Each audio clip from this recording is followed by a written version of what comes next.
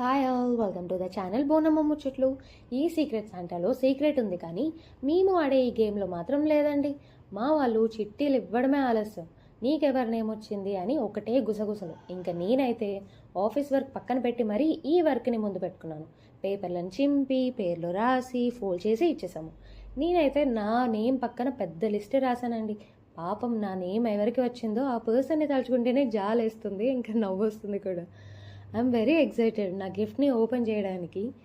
మామూలుగానే మనకి గిఫ్ట్స్ అంటే ఇష్టం, ఇంకా ఇలాంటప్పుడు అయితే ఇంకా వెయిట్ చేయకుండా ఉండలేకపోతున్నాము.